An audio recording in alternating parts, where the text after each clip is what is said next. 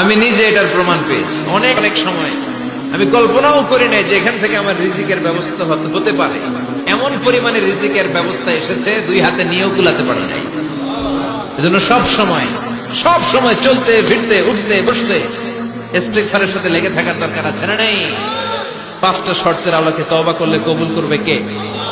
1 নম্বরে স্বীকার জান আল্লাহ আমি পাপী, 2 নম্বরে অনুতপ্ত হন, 3 নম্বরে পাপ কাজটা বন্ধ করে দেন, 4 নম্বরে ওই পাপ কাজটাকে মন থেকে ঘৃণা করেন, 5 নম্বরে আল্লাহর কাছে ওয়াদা দেন আর জীবনেও এই পাপ করব না। এই 5টা শর্তের আলোকে যদি তওবা করেন, আপনার তওবা কবুল করে নিবে কে? প্রতিদিন শত বার ইস্তিগফার করতে রাজি আছেন? বিশ্বনবী প্রতিদিন 70 বারেরও বেশি ইস্তিগফার করতেন। শুধু টয়লেটে যে মুহূর্তে থাকতেন ওই মুহূর্তে করতেন না। টয়লেটে ঢোকার মুহূর্তে বিশ্বনবী ইস্তিগফার করতে পারতেন না, তাই টয়লেট থেকে বেরোয়েই তিনি ইস্তিগফার করতেন। তিনি পড়তেন গফরানাক। কি পড়তেন? গফরানাক মানে হলো আস্তাগফিরুল্লাহ। গফরানাক মানে কি? গফরানাক মানে আল্লাহ আমি আপনার ক্ষমা চাই, মানে আস্তাগফিরুল্লাহ। আবার বিশ্বনবী বলতেন মান লাযামাল ইস্তিগফার জাআলাল্লাহু লাহু মিন কুল্লি দীকিন মাখরাজা। যে ব্যক্তি সব সময় ইস্তিগফারের সাথে লেগে থাকে তাকে সব সময় বিপদ থেকে মুক্তি দিবে কে? আমাদের জীবনে বিপদ আছে না নাই? কত ধরনের বিপদ। যে কোনো সময় অসুস্থ হয়ে যেতে পারি, যে কোনো সময় দুর্ঘটনার কবলে পড়তে পারি, যে কোনো সময় গুম হয়ে যেতে পারি। কথা কন, এদেশে গুম টুম নাই মনে হয়, ক্রস ফায়ার নাই। কে কোন সময় গুম, কে কোন সময় নাই, কোনো ঠিক নাই। আল্লাহ বিশ্বনবী বললেন মান লাজিমাল ইস্তিগফার জাআলাল্লাহু লাহু মিন কুল্লি দীকিন মাখরাজা। সব সময় যে ইস্তিগফারের সাথে আঠার মতো লেগে থাকবে, আল্লাহ তাআলা তাকে বিপদ থেকে সব সময় মুক্তি দান করবেন। সুবহানাল্লাহ পড়েন। 2 নম্বরে বিশ্বনবী বললেন ওমিন কুল্লি হাম্মিন ফারাজা। ওই ব্যক্তিকে রব্বুল আলামিন সব ধরনের দুশ্চিন্তা থেকে মুক্তি দিয়ে দিবে। আমাদের জীবনে দুশ্চিন্তা আছে না নাই? টেনশন নাই কার কার? হাত তোলেন তো। যে হুজুর আমার কোনো টেনশন নাই। আপনার টেনশন নাই, মাশাআল্লাহ। আমার সাথে দেখা করবেন আলোচনার পরে। টেনশন ছাড়া মানুষ আছে?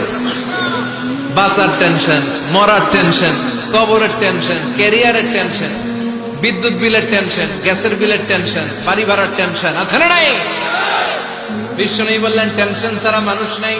সব সময় আঠার মতো যে ইস্তিগফারের সাথে লেগে থাকবে তাকে টেনশন মুক্ত করে দিবে কে? 3 নাম্বার ওয়ারযুকহু মিন হাইসু লা ইয়াহতাসিব। এমন জায়গা থেকে আল্লাহ তাআলা রিজিকের ব্যবস্থা করে দিবেন সে কল্পনাও করতে পারবে না। আমি নিজে এটার প্রমাণ পেয়েছি। অনেক অনেক সময় আমি কল্পনাও করি নাই যে এখান থেকে আমার রিজিকের ব্যবস্থা হতে পারে। এমন পরিমাণে রিজিকের ব্যবস্থা এসেছে, 2 হাতে নিয়েও কুলাতে পারি নাই। এজন্য সব সময় চলতে ফিরতে উঠতে বসতে ইস্তিগফারের সাথে লেগে থাকার দরকার আছে না নেই? আবার বিশ্বনবী বললেন সদা সর্বদা যারা সব সময় ইস্তিগফার পড়বে আল্লাহর পক্ষ থেকে কোনো আযাব গজব তাদের উপর পাকড়াও হবে না। ওয়া মা কানাল্লাহু মুআযযিবাহুম ওয়া হুম ইস্তাগফিরুন। সুবহানাল্লাহ। যতক্ষণ তুমি ইস্তিগফার করবে আল্লাহর পক্ষ থেকে প্রোটেকশন আছে না নাই? তাহলে 4টা জিনিস পেলেন। 1 নম্বরে বিপদ থেকে মুক্তি দিবে কে? টেনশন মুক্ত করে দিবে কে? রিজিকের ব্যবস্থা করে দিবে কে? আল্লাহর আযাব আর গজব থেকে আপনার হেফাজতে রাখবে কে? ইস্তিগফার পড়ার 5 নম্বর ফজিলত হচ্ছে সব সময় ইস্তিগফার করলে আপনি মুস্তাজাবুদ দাওয়া হয়ে যাবেন। কি হয়ে যাবে? মানে দোয়া করলেই কবুল করবে কে? মুস্তাজাবুদ দাওয়া। এই টার্মিনোলজি, এই পরিভাষাটা কি আজকে প্রথম শুনলেন?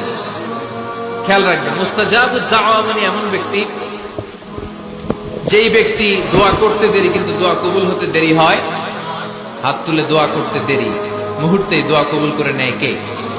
আপনি যদি সব সময় ইস্তিগফারের আমলটা করেন আপনার মুস্তাজাবুদ দাওয়া বানিয়ে ফেলবে কে?